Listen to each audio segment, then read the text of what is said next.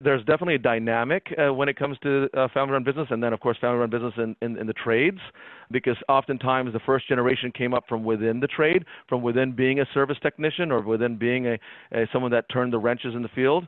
And, of course, as they evolve, it's hard to say what kind of business acumen they possess and experience and knowledge and education, and all those variables play a huge role in how that company is going to be run and the vision for that organization.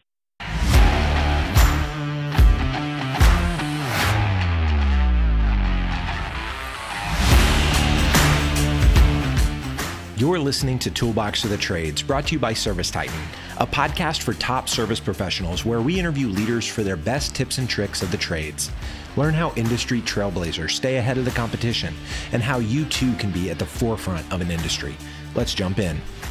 Hello, contractors, and welcome to the Toolbox for the Trades. Today, we're talking sales with Darius Lyvers, Chief Operating Officer at FH Fur Plumbing, Heating, Air Conditioning, and Electrical in Northern Virginia, which is pacing to hit $75 million in revenue this year.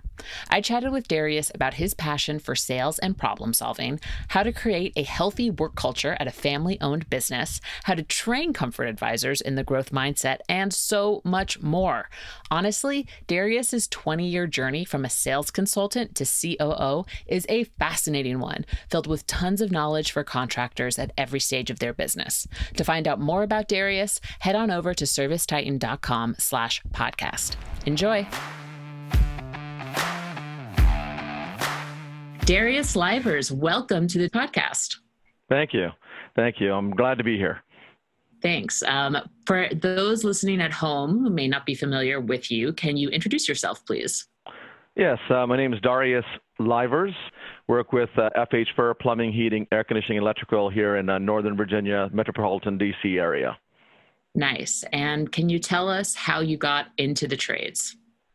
That is an interesting story, as many of us fall into the trades for various reasons, and very few of us actually go to school to get into the trades. So I was actually in school, and I had a good friend that his parents owned a HVAC company out in the Tidewater area, Virginia Beach area, and he was going to inherit the organization from his family in the upcoming years at the time.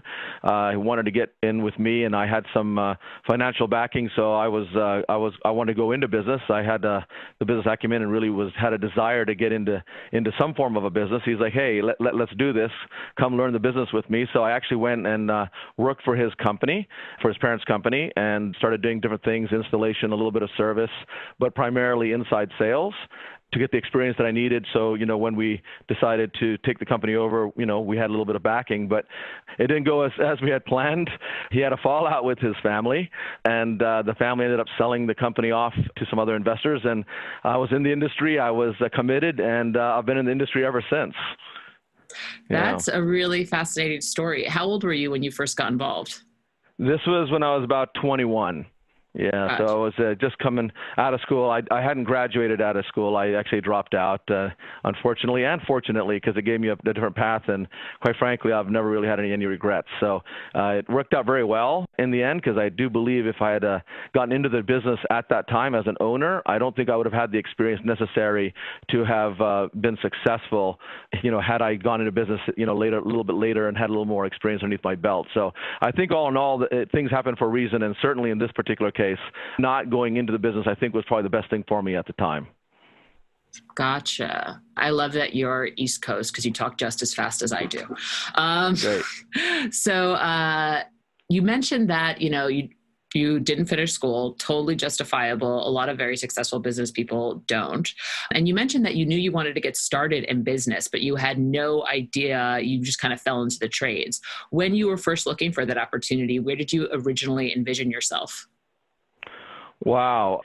I mean, the whole concept of, working for myself and being able to have the flexibility and, making the sky the limit was all intriguing to me at the time. So I really didn't know exactly where I was going to land, as much as I knew I had a goal in mind. And, so I was approaching it to try to learn a little bit about everything with the trade, whether it's in the office, answering phones, a little bit of sales, a little bit of service, a little bit of install, and it was all HVAC related. And it just happened to be that I found a natural kind of I evolved in the sales side of things, and I was very successful at it on inside sales. So I was basically calling behind a lot of the consultants would go out, give estimates, and then anything that they didn't convert or sell, I found a position within the company where they would put those on my desk. I ended up calling those, having a lot of success selling the jobs that other people couldn't sell, and then it just took off from there. And I just found that I had a natural gift of being able to convert those jobs. So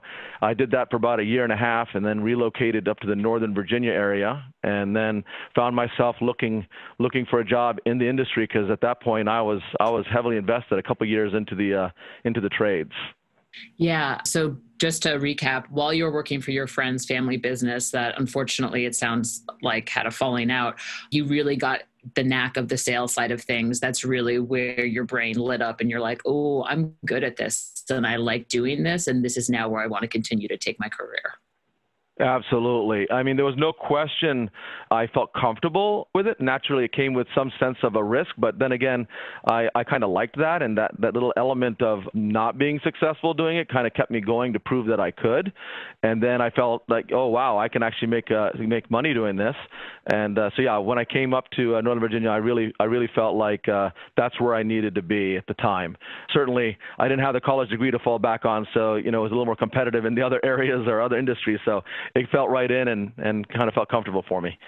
As someone who has a college degree, I truly don't feel like I can fall back on it. So I don't think you're missing out. I don't think anyone uses their college degree. I've mentioned it on a couple interviews already, but my degree is in neuropsychology, which, wow. I mean, with interviewing and with learning about and creating content for men and women in the trades, it's helpful to kind of be empathetic and to kind of know how the brain works. But I'm not going to grad school, man. Like, I'm not taking on that debt. Before we go into you going to FH Fur and kind of taking on that sales role, and I also want to learn a little bit more about what differentiated you from other salespeople, but I would love to know what it was like to be working for a business that kind of, it sounds like, had a pretty nasty fallout. Yeah, that taught me a lot when it came down to it. As most family businesses, it comes with challenges, and it actually set a good platform for where I am today, because I got to see a medium-sized family company where there was a lot of family feud as to who was not carrying their weight, who should be there, who shouldn't be there, who should be making the decisions, who shouldn't be making the decisions. So there was a lot of that going on. So naturally, I was able to stand back from that and observe more than anything, because I wasn't part of those, within those conversations. But from viewing it from the outside in, I really got a good feel for, wow, if I ever was part of another family business, I'm going to be aware of these things and certainly make sure that those things are kept in mind, or at least put into place to where moving forward we won't have as many problems. So it gave me that platform by which to see what I didn't want to do or what I didn't want to be involved in. And ironically, when I moved up to Northern Virginia, I ended up working for another family-run HVAC company,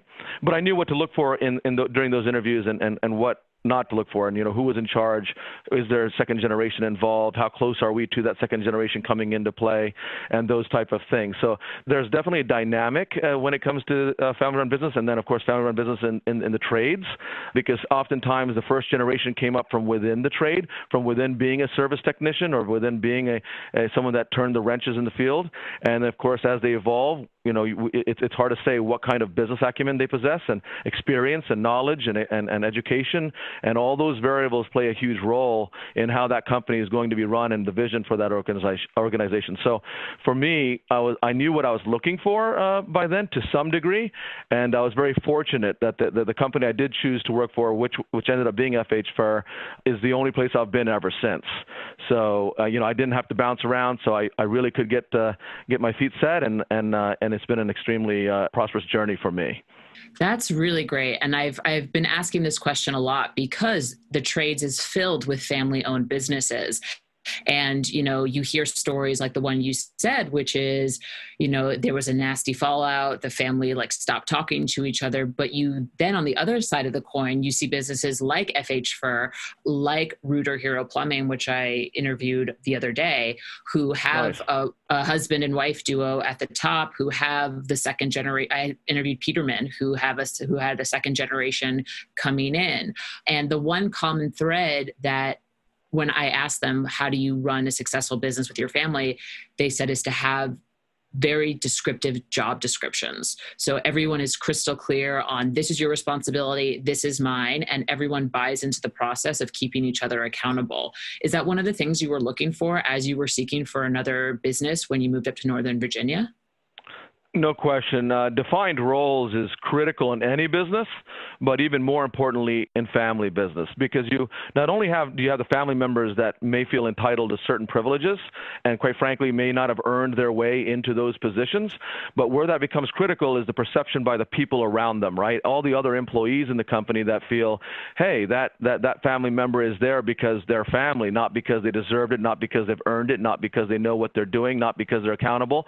And so you have to deal with that perception with people. And in a position like myself, my position that I'm in now at my company, that is a reality that I deal with all the time. It just is, it is what it is. But the groundworks were set a long time ago for me as to understanding that element and understanding it because I've always been on the outside looking in and having that same perception. It makes it very easy for me to relate to the people to then generalize and address whatever their thoughts may be as it's happening and really, really build around it and lift it rather than stand behind closed doors and talk about it. So we address that, and that's one of the things that going into is you have to be very transparent with things when it involves between family and non-family, because the last thing you want is your culture to suffer because everybody around the family feels like that there's this sort of nucleus. And the best way I could describe it is if you to take an atom, what have you, and you've got the outskirts of that, you have all of your regular employees, and as you get closer to the nucleus, you have more family extensions and family members. And the family members are protected within the center, which can only go bad if everything on the outside gets zapped out first. So when you have that dynamic where everything is outside in, it makes it very hard to build a good, strong foundation or a culture in the company. But I have found ways to certainly bring that together to where the people within the organization don't necessarily feel that way. And it's a lot of work, and it's certainly something that you have to tackle head on every day and not allow anything to foster on the sidelines. You have to address things as they happen, especially when it comes to family run and whether or not the family deserves and whether or not the family should. Those are not necessarily up for discussion as much as it is holding everybody accountable at the same level. Yeah, I think that's really great to think about it. And I actually missed what exactly your I got your metaphor, but I missed the part where where you described what it was. Can you just say, you said it's a nucleus, and then the outside, did you describe it as a cell?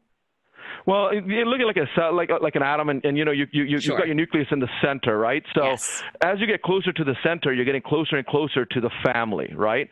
So the family holds in the center. They're the core of the business. And if you start looking at every layer on the outside of that nucleus, meaning as you go further and further away from the family, meaning you're not a friend of the family, or you don't attend maybe the family church, or you're not a family relative, or what have you. You go further and further out, right? So if everyone feels like as you get closer to the center, closer to the family, you're more protected. But the further you're away, the more you're not protected. And the more you have to have accountability on the outside, but you don't have the accountability on the inside, there's a bit of disparity, and those layers can get extremely thick. So the trick of it naturally, or not the trick, but what I have found to be successful is to not allow that nucleus to grow too strong in the perception of the people, but rather everybody can be anywhere within that cell or within that atom so that everybody is accountable to the same measures. And it's difficult, but it can be done. Yeah. And you touched upon something earlier that I thought was really important too. It's the culture, because if you also bring in family and there's some underlying family issues, I can imagine at a family-owned business, those issues that may have nothing to do with business bleed into the culture. Like if you are working with a family, I would imagine in the center where there's issues going on underneath the surface, employees that aren't a part of that nucleus can feel that, and that permeates through the culture and can create a lot of fear and a lot of anxiety, I would imagine. Oh, there's no question, and quite frankly, and with what we just talked about, the size of the company and the number of employees really plays a big role, because as you grow and as there's more moving parts with all of this, it gets harder and harder and harder to keep it all together. You know, if you have a 7 to 10 employee company, it's a lot different than a 300 plus employee company. And I had the privilege of watching the company grow from 65 employees to 330. So I watch how these layers actually change and how people can feel further and further and further from the nucleus, given that you're growing and growing and growing. And trying to keep that close by has been the ultimate challenge. But certainly through different events, through different exercises, through different engagements, things can maintain. And we have found a way to do that at FH First. So it's been a wonderful ride, because as much as there's challenges, it's so fulfilling to overcome those challenges, right? So, and making it work, where so many other companies have not been able to make that, where second generation comes in, which is what our company is. We're a second generation run company now, where so often than not, second generation are not as successful as first generation, and sometimes fail outright. We're finding ways to get better and grow and evolve with the second generation as well as the first generation, which has been very promising and certainly a great thing to be a part of. That's wonderful. And we're deviating a little bit from my traditional script, but I think this is a fascinating topic. So what are some of the challenges that you had to overcome at FHFIR as the chief operating officer, as the second generation came in? And so what were the challenges that presented themselves, and how did you guys overcome them? Wow, so that is a there are a lot of different things that went into that. So I'll start by saying that it was very important for us to define the roles, who was responsible for what. Certainly, and these are hard conversations, but if there were operational critical roles that were being held within family members that maybe the perception was that they weren't holding their own or being held accountable to those measures, slowly but surely shedding those roles and putting them in to different positions within the organization. You certainly don't want to have too many roles on any individual family member that maybe affects multiple groups or a good percentage or a high percentage of your people. So you're limiting your exposure that way. Right? So taking some of the critical roles that you see maybe better suited with putting in with different people that you can hold more accountable, and even having that hard conversation with that family member. Listen, we have to be able to hold the person in charge of this fully accountable to those actions, which means that up to the point in which their position or their role can be terminated. That's the ultimate accountability, right, is that you can be terminated if you don't do what you're supposed to be doing. Certain roles within the company have to have that ultimate accountability for them to function effectively, or at least from the perception of people for it to function effectively. So having those hard conversations with families, that this is not about whether or not I believe you can do it or not, as much as it is the perception of the people is that if someone that has this role isn't doing it, that ultimately they won't be doing it, right? And so having those discussions and actually going through that in an open arena really helped us. We were able to then move some of these core responsibilities and putting them on individuals that were not related to the family, which means they're much more expendable. The role is, let's just say, and therefore the accountability can be measured. And so you move that around. You identify what those are.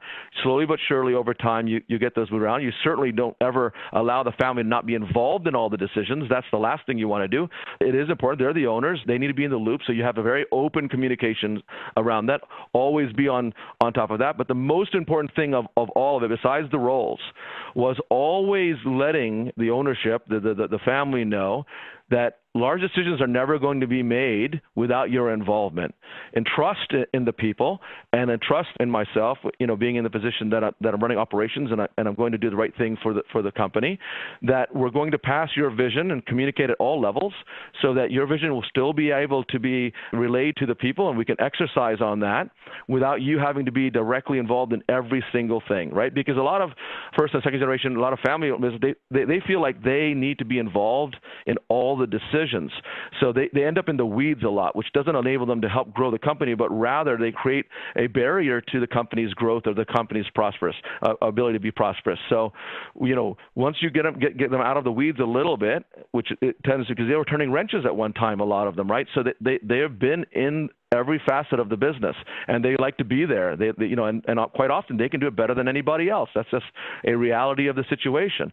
But they're much more effective if they allow the people to run the people. So I'm always, when I'm dealing with the people, non-family members, I will address them, hey, we all know that I'm not part of the family.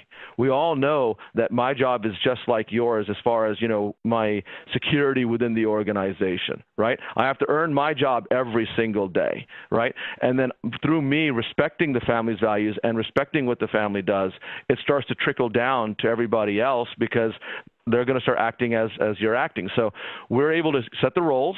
We're able to be very transparent on a communication level with upper management, with the ownership, with the family, translating what their beliefs are through the company, gaining the trust within the company, and really getting the majority, certainly not all, but certainly the majority of our people understanding that everyone has their roles within the company, and all the critical roles from a daily operational standpoint are run primarily by the employees of the company.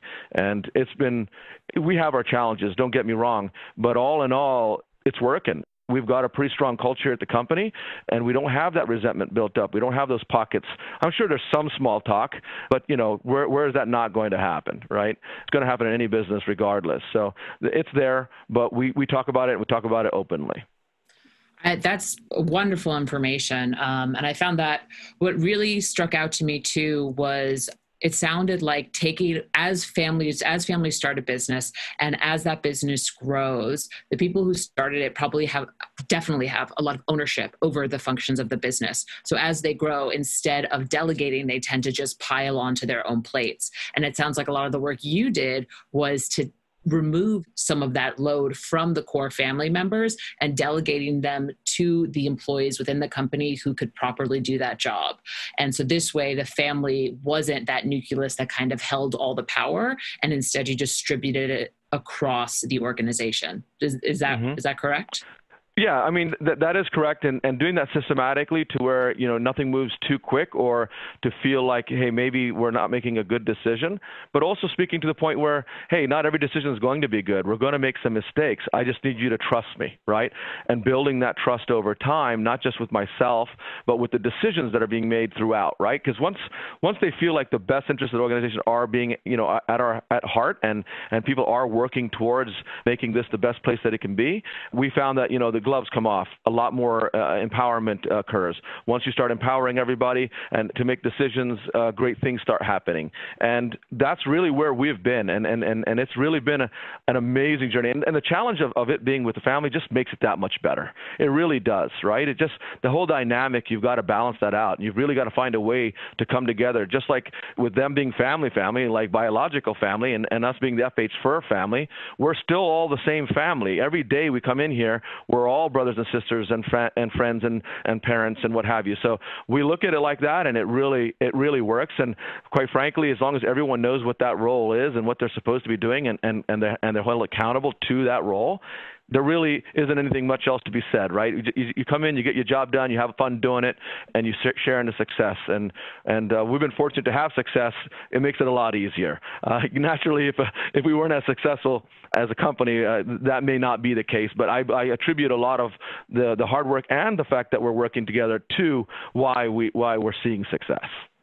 Yes. That's awesome. And yeah, you're definitely echoing a lot of the common threads that I'm talking, mostly in this first season of the podcast, I'm talking with businesses that have achieved an incredible level of success. And one common thread is that every leader I've spoken to is like, I empower my people. I allow them to do their job. I give them definite goals. I give them clear and a clear job description so they know what they're accountable for. They know what they have to do, and I let them do their job.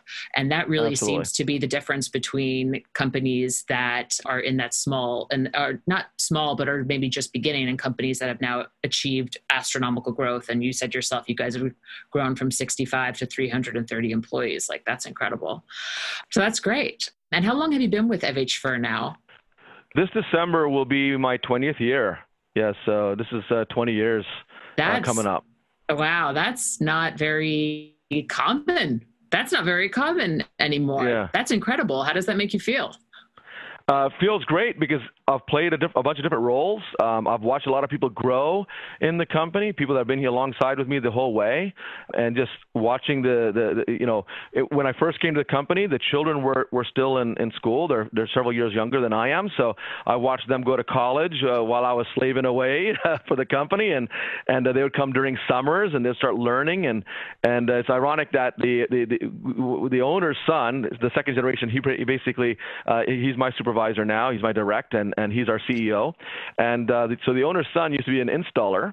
And I would go out, and I was in outside sales when I first came to FH Fur, and I would sell jobs, and I'd know that a certain job is not the greatest job, tight attic, really hot, you straddle joists to get to the unit, all this stuff, and then I would see that job getting put on the board, and the owner's son is going to get that job to go install, and I'd get a kick out of that, right? The family member, the son is going to get hosed on this really tough job, and ironically now he's my boss. So, the dynamic there was just pretty cool. But, that's the kind of relationship we've had. We still joke about that. He'd come back from a long day, and I knew exactly where he was because that's where I was yesterday. And I was in there for 10 minutes. He was in there for 8 hours in that tight space and working, right, because he was installing the equipment that I was selling. And so I held the more prestigious job, and now he tells me what to do. So it's pretty funny. Yeah. That is pretty funny, but still, incredible. It must feel wonderful to be a part of an organization for 20 years. That's wonderful. Yep. So I know we did a little deviation here on how to take a company from first generation leadership to second generation leadership, which is fascinating. But let's talk about sales. Okay. Because you started off, you kind of did a little bit of everything when you jumped into the trade. You were business focused. And you mentioned, I believe, that you started doing sales at that first company you were at. And that's what you were looking to do when you moved to FH Fur. So talk to me about what differentiates you as a comfort advisor. Okay. So just to give you a little background, so I did start at FH Fur in outside sales. I didn't have any previous outside sales experience. So my first day on the job, was a price book and a vehicle and an appointment.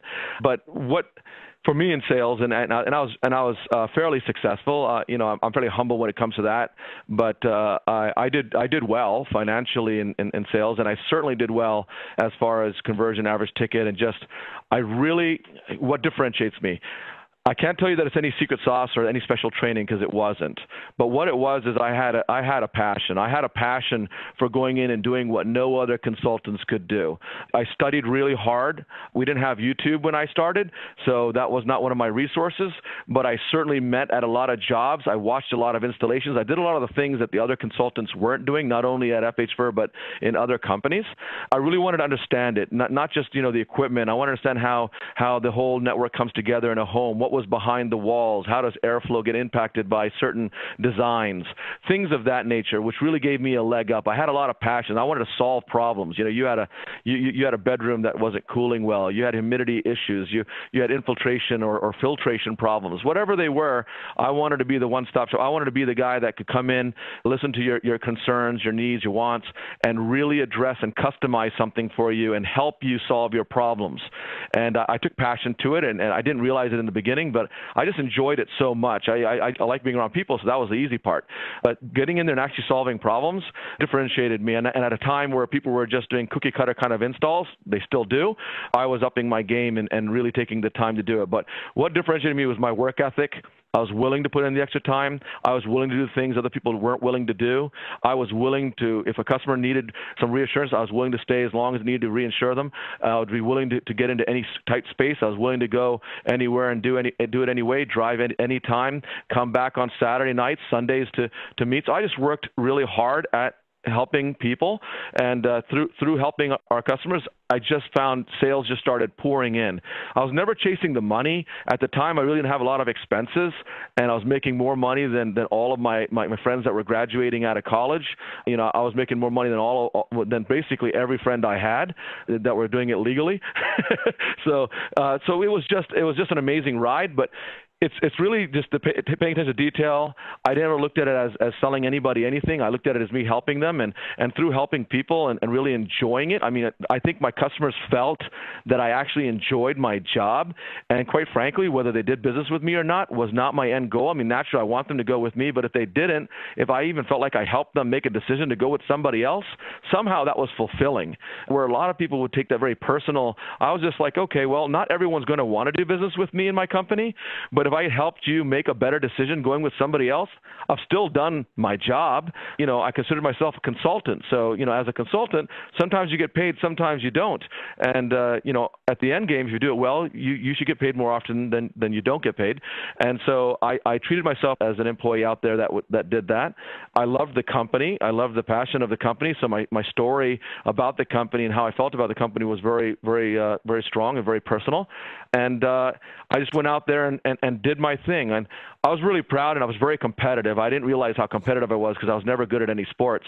So although I wanted to be competitive in sports, I struggled.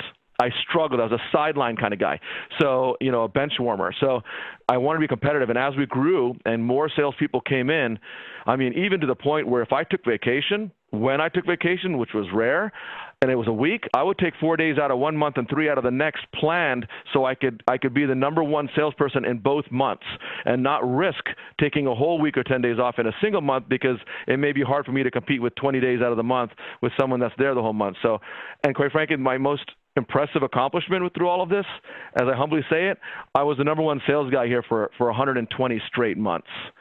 I never took time off for being sick, and I planned around everything, and I worked my tail off to make sure nobody ever beat me in a calendar month. So I'm very proud of that.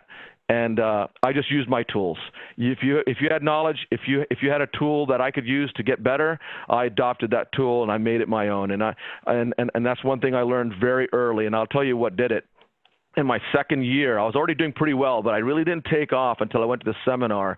And there was an individual there, and it wasn't even the conference speaker. It was someone from the crowd that had called up to speak. And they were very successful. It was a different industry, but they said something that resonated with me, and they're talking to the egos of salesmen. They're like, you're a salesman, you make a sale, and you automatically pat yourself on the back and man, I killed it. I did a great job. I closed that deal, right? But as soon as you don't make a sale, your first inclination is to say, wow, I wish the husband was there. I wish the wife was there. It's a one-legged. I couldn't close it. They don't have the money. Oh, she's got to talk to her husband. He's got to talk to his wife. Whatever the reasons, it's always an excuse as to why you didn't sell it. And then he said what resonated with me for the rest of my life until this day. I still teach people this in my trainings with our consultants today. He said, if you just change your philosophy on that and make it an effort, whether you believe it or not, because eventually you will believe it. So just start by not believing it if your ego doesn't allow you to. But come out of every call, sit down that you didn't sell. Sit down in your car and ask yourself, was there somebody in this world, not in the United States, not in your state, not in your city, in this world, that could have closed that deal tonight with that customer? Is there one person in the world that could have done it? Yes or no? And he goes, if you just say yes every single time, which maybe you don't believe that in the beginning, that you're the best in the world. Okay, if you really believe that, that's one thing. But if you say to yourself, there is somebody out there somewhere that could have closed this tonight, just not me, just not today, that opens you up to the fact that you could have done something better. And by opening yourself up to doing something better, even if it's incrementally a very small thing, maybe you could approach, maybe you could have answered a question a little bit better, maybe you could have adjusted your tone, maybe you could have changed your mannerisms, maybe you could have not been so lazy and decided to come back and meet with them again. Whatever the reasons are, if there was somebody out there in the world that could have closed that deal today, and you believe that, yes, there's at least one person in the world, one person maybe in the world that could have done it, that could have closed this. Just by saying that opens you up to also tell yourself indirectly, hey, I need to get better. I need to work on something. Because the minute you come out and you say, oh, it was a condition, they don't have the money, it was the wife wasn't there, the husband wasn't there, they got to think about it, they got to pray on it, they're moving in 3 months. What did you learn exactly? You learned nothing except the fact that you failed and it's not your fault. There's no room for growth. You will not get better. You will do the same thing again and again and again. That lesson that day led me to look for more ways to improve myself, ride with other people, even though I was riding for free because I was on commission, ride along along with people that were maybe better in one facet of their presentation. And I just incrementally just grew and just got better and better and left all the competition behind. And if there's any advice I give the guys at my company is to never stop learning, never stop growing, never think that you're the best at anything. And when you think you got it all and you think you know it all, you know nothing. Start all over again and do it over. And I do that every day in my life now, and I certainly do that throughout the organization. And everyone knows that about me. When you ask me, am I great at anything? No, I'm not. I'm good at a few things, and I'm working at getting great at a lot of things, and I'll be working till the day I die on those exact same things. Dang. I mean, you totally just described a growth versus a static mindset. Not so much static in that, excuses, but, always looking for ways you can grow, always be learning. And I can imagine that is just such a key thing for comfort advisors to be striving toward as they're looking to close estimates within their business. So It sounds like you totally had a competitive nature. You wanted to succeed. You had no doubt a lot of determination, a lot of a great work ethic, a lot of drive. How do you because I know you eventually, before you became Chief Operating Officer, you were head of sales at FHFR before, correct? Yes. So how do you then take a lot of those qualities that were intrinsic to you and essentially pass them on to other comfort advisors that now report to you? So how do you take those and essentially systemize them to ensure that your team is performing, if not just as effective as you, but better than you? Okay, and that's a great question, and there's a lot of ways to do that. So in training with my guys, yes, we do have a sales sort of system, right? We have certain steps that we go through in a home.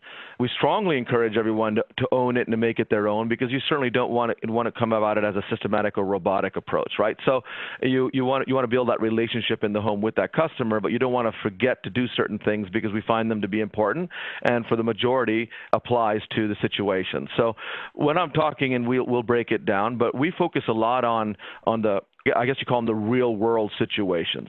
A real world situation to me in the sales world is opening the door, and we get people to open up. What are some objections you faced this week? What are some of the things that people said, and this is key, what are some of the things your customers said this week that really got you upset or turned you off? For example, you get to the door, you open the door and say, hey, Ms. Johnson, my name is Darius. How you doing? She goes, great.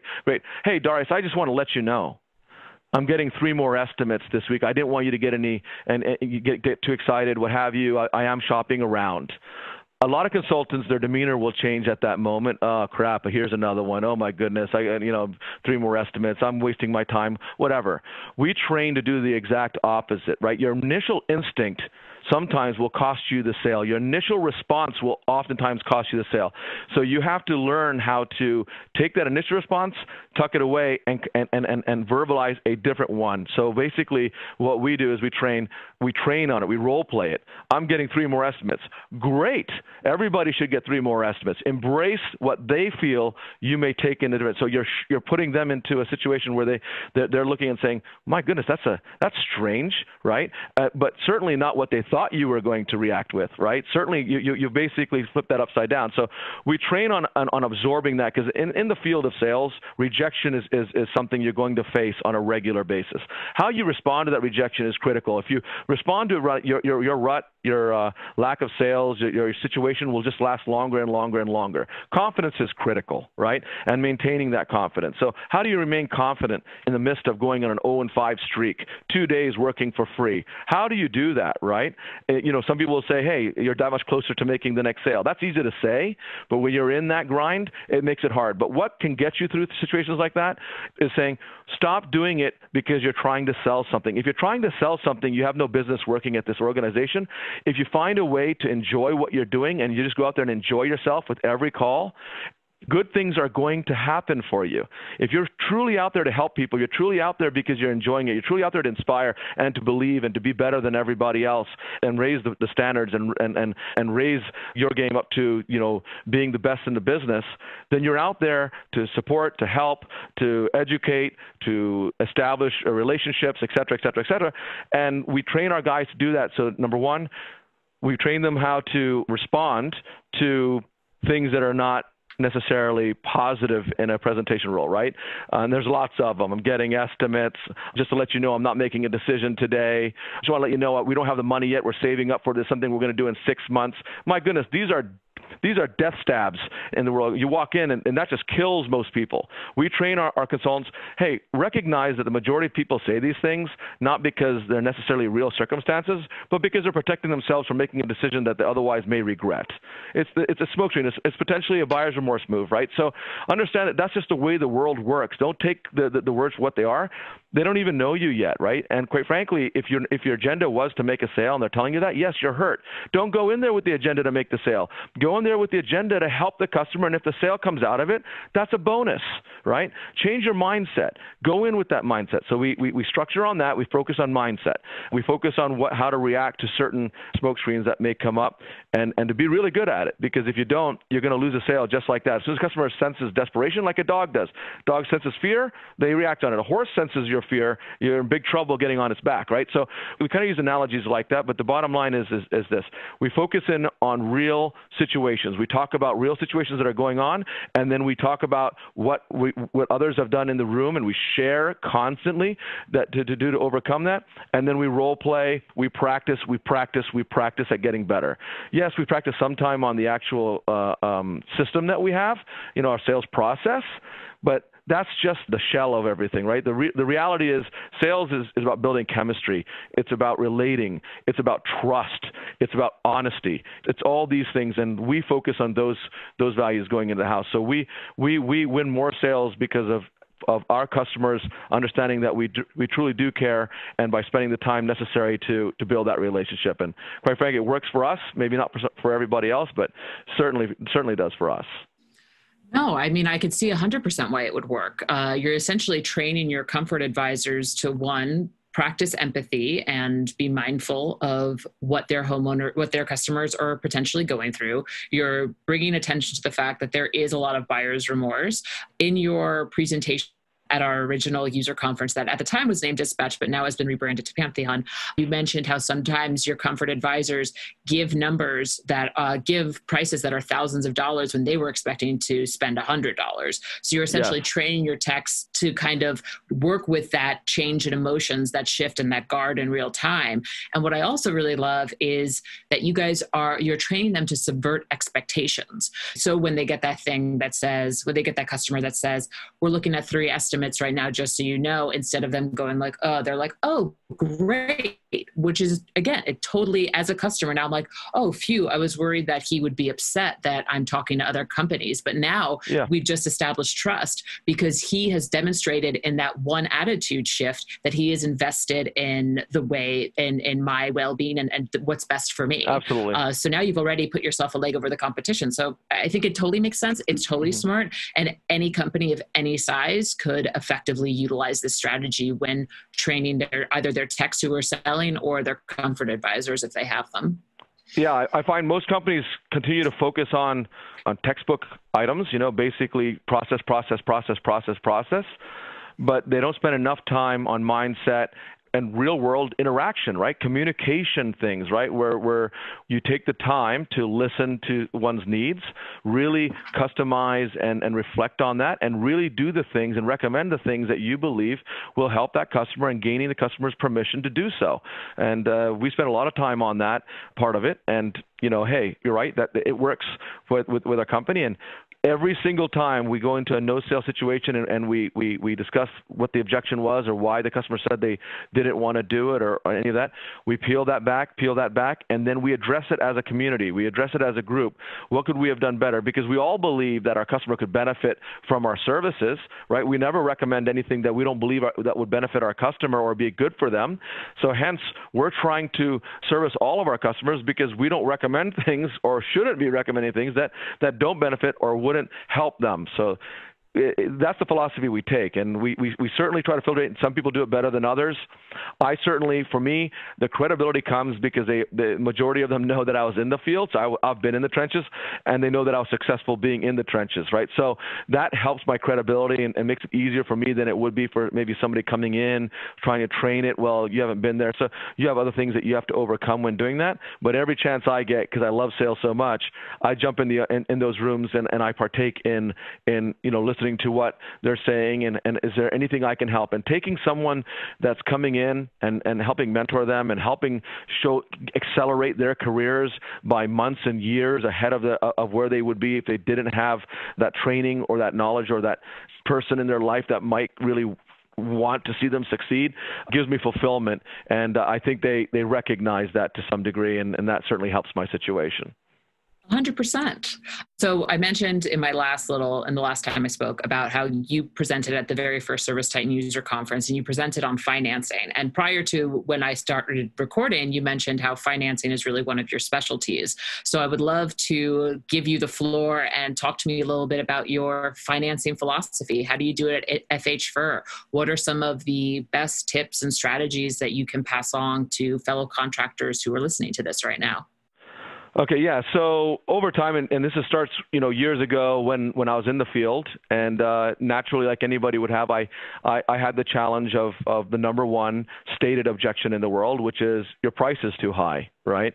And you face that enough times, and you start looking for tools to overcome that objection, because oftentimes, what does that mean? It really doesn't mean anything except you don't want to do business with me right now. I mean, that's really how I took it. But the reality is that is the objection, right? Is your price is too high. That's probably the number one objection that I heard when I was in the field, and I believe that is, till this day, still number one. So whether it's real or not. So early on in my career, I learned, okay, there's a tool here that two things have to happen for a sale to be made, and I mentioned that at that discussion, and I believe that in sales in any capacity. Your customer has to be willing, and your customer has to be able. If someone's willing and able to take on your service or your product, a sale can happen. But if either one of those missing, nothing happens, right? If they're not willing but able, or they're able but not willing, there's nothing. So really, if you break it down, those are the only two things you have to really concern yourself with. So how could I put myself in a position where I make majority, I mean, it's never 100%, but the majority of my customers able to have what I want to offer, right? What I'm offering. Well, financing does that, right? Promotional payments does that. So that's one tool that I adopted very early in my career that just took off. I mean, we're talking, my sales went up 40, 50% once I started to utilize promotional payments. Now, promotional payments may take maybe a low payment to meet a budget. It could be a low interest payment, which in the consumer's eyes, if I can borrow money at that rate, I'm good with that. I'll do it. Or it could be a no interest plan where they've got money, but the leverage of balancing that for a year, 2 years, 5 years, what have you, with no interest, that's appealing to me. I'll do it. In any of those three situations, I'm game, and I do educate. There's three types of buyers. There's a low interest buyer, there's a low payment buyer, and there's a no interest buyer. But almost everybody is a finance buyer to some degree, or a promotional payment buyer. It's just a matter of which one of the three they are. Now, granted, what struck me, or where I really learned it, so that's all about payments. But what really, really came down to me identifying and embracing was, wait a minute. First impression is everything. As soon as you hear something, you start having thoughts about whatever it is that you're hearing. As soon as you see something, you start having thoughts about what you're seeing. You start having senses that will take place. So what I realized is when I started presenting on payments, no different than some of the, have a cup of coffee for less than $1 a day or what have you. Those things you think, oh, that's kind of funny, whatever. But guess what? That is more appealing to me than a higher number, right? Smaller numbers are better numbers. So once I started going in and saying, okay, we could do this, and this, we can take care of that, and we could do all of that, and it's $79 a month. Now, immediately, my consumer is in a position where they can afford it. They may not want it yet, right? They may not want it, but certainly they're in the game. They can afford it. If I had the same exact thing, I could do this, and solve that, and do that, but it's going to be $10,722. The immediate reaction might be, whoa, slow down here. That's a lot more than I was thinking. why would I create my own objection to that first impression, that first? They're both the same thing in essence, because obviously you're going to outline all the terms and you're going to be clear about all of that. But truly, they can have your full investment of everything that you've got for $79 a month, or they can pay up front and pay $10,700. Whichever one of that is, in essence, you're just giving the customer the options, and then you're letting your customer decide what is best for them. But if I present it at the $79, right, they're more inclined to receive the information that I'm providing and maybe even say, tell me more. They may not want to do it yet, but tell me more. $10,700, tell me less, right? And creating your own objection to your own price. So as soon as we started incorporating payments into, or promotional payments into our presentation, all of a sudden, average tickets soar, conversion soars. You're offering something that maybe other companies aren't offering. It's an additional tool. You're giving them flexibility to enjoy the benefits of having a new system, or, in our world, we do plumbing, we do electrical, what have you, to enjoy our services and not experience the pain of having to come out of pocket, because no one plans for these things, right? Very few people say, I'm saving up $10,000 to buy a new air conditioner next year. Really? No, it happens, right? So it's not a planned purchase. So if we're in the business of non-planned purchases, so not saving up for an addition or a remodeling project. We're dealing with reactive buyers in most cases. And in essence, we want to make our product and service as affordable as we possibly can. We practice on presenting on payments, but oftentimes they'll be like, no, that's okay. I don't need I'm not going to utilize the payments. I'm just going to use my American Express because I want to get my points. That's okay. And I train my guys, hey, the bottom line is this: you kept them interested with the payment. You truthfully could do the job at that rate. We don't present a rate that we can't provide the customer with. It's everyone's decision to make as far as whether or not they want to take advantage of the promotion. A lot of people love the no interest. Why not, right? They're leveraging their money, and they can leave it where it is, or let it grow where it is, or whatever they're doing, or just have the flexibility of not having to come off the money and the pain of coming off of it today. So we utilize that, and over the last few years, we've taken that to a whole new dimension. We've involved it with all services, all the way down to a $20 purchase. So you can buy anything at FH Fur with promotional payments. We could put any purchase on 12-month no interest, no payments. No payments, no interest for a year, no additional cost to you. And we've adopted that through we're one of the very few companies that have gone to that length. But I can tell you, average tickets soaring throughout the company. We're one of the only companies in the area, maybe not after this podcast, but one of the only companies in the area that will go to market with promotional payments on all services, all sales, all sizes. We're trying to make it possible for every customer to do business with us in every situation. And that just gets us one step closer to making that happen, filling the able void. So now all we have to focus in on is the willing. Are you willing to do business with me and FH Fur, right? Filling the able void on every job, taking it to willing, and it's helping boost sales throughout the organization.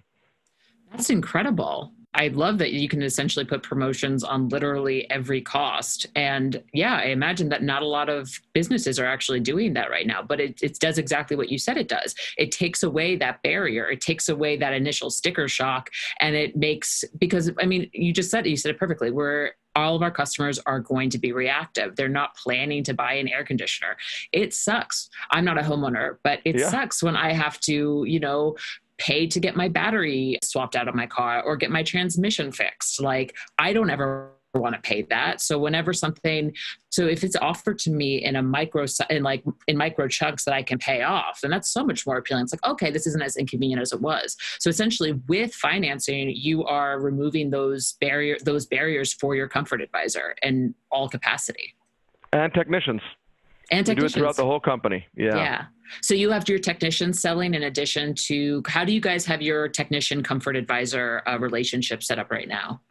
Well, our technicians turnover opportunities. We don't have selling technicians on equipment wise, right? But we do have a whole program set up, and we do have it separated to where certain technicians run certain types of calls to increase probability of identifying opportunities and then turning them over into the sales department. But all employees at all levels can offer our services utilizing payments. So that's streamlined across the company. But yes, our comfort advisors are the only ones that sell equipment, but everybody can utilize financing. And that's what very few, I don't know any other companies that do it the way that we do it, but some, after speaking with me and me working with them, I'm trying to get our industry up to speed in terms of this, because our industry is lacking in utilizing some of the available tools out there outside. You go to some of the other home improvement industries, and they've been utilizing financing for 20, 30 years, and really just the last decade, our industry really took off with it, and we're in the infancy of this, and recognizing, hey, just because and it's because so many business owners and so many businesses were founded by the technicians themselves, which was the owner years back. They didn't adopt it, so now the companies don't adopt. They don't want to embrace that technology. Why would anyone finance that? I wouldn't. Why would anybody else? They sell out of their own pockets, and it hinders the whole business. I mean, even you go online now and you're buying something, even at Amazon, and say, oh, do you want 3 payments of $19.95 instead of paying it in full? Right? I mean, it's everywhere, right? It's just making it possible for people to afford your services and feel less pain. I mean, how do you not take advantage of that, right? It's a world of opportunity. Yeah, maybe because you're looking at the cost. Maybe that's a little short-sighted, right? If you make your services more affordable and your revenue goes up, you can absorb more costs. I mean, that's just the way it is. You've got an overhead allocation. You got to hit that number, and anything above that is into your gross margin, and you build your company accordingly, and you embrace these things. These are tools in our world. Being the United States, the number one country for utilizing credit by a long shot, right? You're in the number one country that utilizes credit, and you don't offer credit. It's insane, that you don't do that. But hey, there are companies that will, and hopefully, like I said at Pantheon, I hope my competitors don't, because the longer they don't, the more I have a competitive advantage at beating them out on the street. So that's always a good thing. Totally. I mean, and that was actually something I wanted to touch upon. I can imagine that for shops of varying sizes, offering financing can feel very intimidating, because you're doing exactly what you said. You're taking on a cost, but then you just said it gives opportunity. And when you take a risk, there's great opportunity, you get a reward. And the more your revenue goes up, the more cost you can absorb. So I think that's a good kind of lesson for people to take away if now they're thinking about financing after your wonderful convincing. I mean, I want to offer financing. I don't even have a service shop. So you convinced me. I'm sure you've convinced a couple of people. So we're almost at an hour, and I just want to ask a couple questions. First and foremost, I'm making this wonderful, wonderful discovery as I go through these interviews that tradesmen and women absolutely love reading books. And you seem like someone who probably also likes reading books. So I'm curious if you have any book recommendations for your fellow contractors who may want to know more information about selling, more information about how to run operations, or anything that you used in your career to kind of get the knowledge you have now. It used to be a lot of books. Now I still do audiobooks, but a lot of YouTube. But starting with the why, I'm sure is one of my favorites. I resort to it on a regular basis.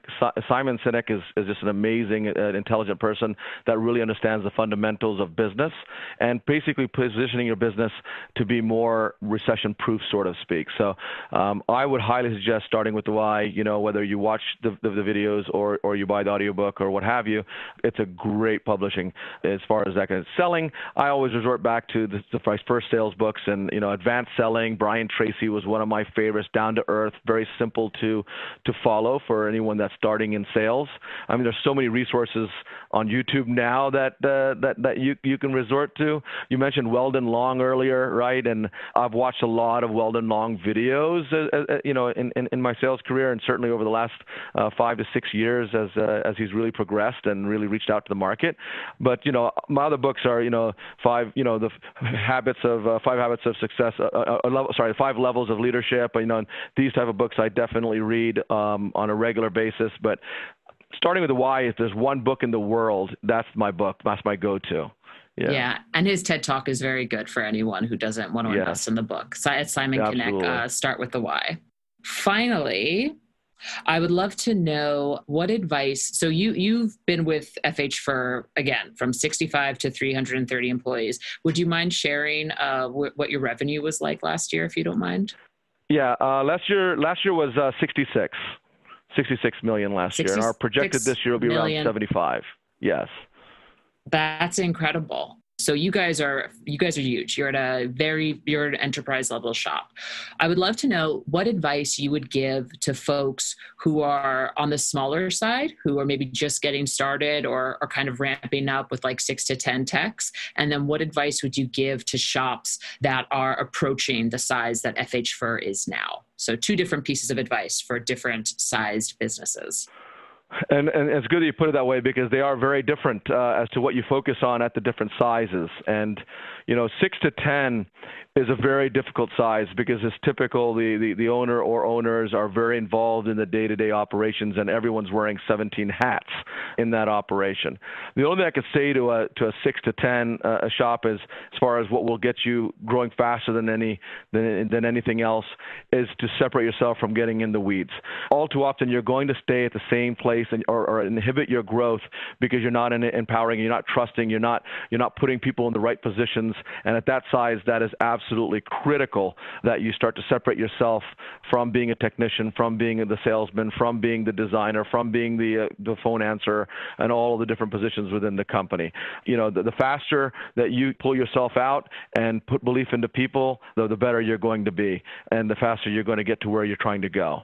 And that's for the smaller company. For the larger company, it's all about getting the right people in the right roles. It's all about transparency of numbers. It's all about setting your goals, making sure everybody knows them, making sure that everybody sees them on a regular basis, whether it's in your huddles, during your weekly meetings. Transparency is critical, that everybody knows everybody's numbers and who's responsible for every number in your company, and then holding those that aren't achieving their numbers accountable. Excuses are not accepted and should never be accepted. So as long as you have that level of accountability to the goals, everything has to have a goal, everything has to have a metrics in which to measure that goal, and everyone's got to have a role and a responsibility. And as long as you clearly outline all of that, going from 50 million to 60 million to 70, 4 years ago, we were 37 million. We were at 37 million, between 32 and 37 million for almost 8 years, where we couldn't break through that next line. So I understand what it's like to get stuck because you're not making the right decisions, you're not holding the right accountability, you're not setting the right goals, you're not putting, more importantly, a plan to achieve the goals. At some point in every business's timeline, you set goals, but you neglect to set the right plans to achieve the goals. And then you wonder why you're not achieving the goals, and you want to blame people. Then there's resentment, and then there's fallout, and then you're stuck in a rut because now you got new people, you can't get ahead, and you're going around in circles. If you set goals, set a plan to achieve them, execute on the plans, and hold accountability to those executions. Continue to move forward. 4 years ago, we were 37 million. We were there for 8 years, and in 4 years, we've grown over $30 million from there. In 4 years, we've grown 80% in this company, and we're trajectorying to be 100% growth in 5 years. At the end of this year, we will have grown 100%, and it's not 100% from 500,000 to 1 million. It's 100% from 37 million to 77 million, where we're going to be, and that is in itself a huge accomplishment for us. We were in one place for a very long time, and it's painful to watch. Your revenue stays the same, but your overhead keeps climbing up, your margins keep shrinking. If you don't keep moving forward, you're definitely going to be moving backwards. So we're very proud of what it is, but I can tell you it's come because we've gotten clear direction. We set goals that are realistic and attainable. We set plans on how we're going to get there. We don't ever set a goal without a different plan to achieve it. We'll never set a goal to say we're going to grow 10% in a department, but we're going to leave everything in the department the same. What exactly is changing in that department to grow 10%? And it better not be we're just going to get more leads. No, we're going to change how we go to market with our consultants. We're going to hold accountability. We're going to replace somebody. We're going to initiate these new guidelines. We're going to create these incentives. Whatever that may be, have a plan that you all agree to, especially the person that's going to own that, and then execute the plan. Forget about the goal, because if you execute the plan, the goal will come as long as your plan was fundamental. So don't chase the number. Execute on the processes and follow the plan. If you don't have a plan, there's your problem. So we found that we had goals. Every year we were goaling back 4 years ago and 8 years before that. We were setting goals to grow, but no plan other than the fact that we were going to grow. What exactly are you going to do that? I mean, that's, the definition of insanity, right? You're saying you're going to get some different results, but you're not willing to do anything different. But it's more than just saying you're going to do something different. It's actually laying it out in writing. It's actually laying it out by this first quarter, this will be done. By second quarter, this will be done. By third quarter, the plan it has deadlines at every step of the way. And we found when you do that and you lay that out and everyone understands what the plan is and everyone knows what the goals are, the sky's the limit. And not everyone's going to like it. Don't get me wrong, but this is where the bus is going, and you either get on or you don't, right? So get on the bus. That's where we've been, and for right now, this bus is moving, and we're going to enjoy the ride as long as the ride goes. We may be about to crash on a beach, but we're riding, right? And we're going to enjoy it while we're going. Yeah. You crash on a beach, but there will be like Mai Tais and a pig roast. Totally bringing us drinks and go parasailing and everything else. Yeah, it's a great beach. That's awesome. Well, I think that's wonderful advice. Thank you for that. Is there anything that we should have talked about that we didn't? I mean, one of the things for that small business, certainly, because as you get into big business, you start recognizing this. Separating your personal feelings from the business becomes very hard. As a small business, you feel like you have to be loyal to everybody.